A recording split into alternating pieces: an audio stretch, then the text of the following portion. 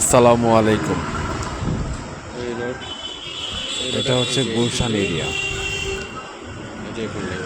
গুলশান এটা রাস্তা ও এটা রাস্তা, দুমুখী রাস্তা, কোনার একটা প্লট জমি।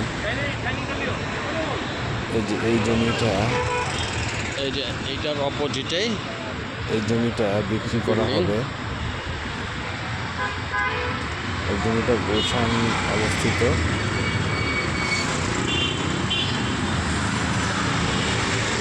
এখানে একটা গেট আছে, এখানে একটা গেট আছে, বিশাল বড়।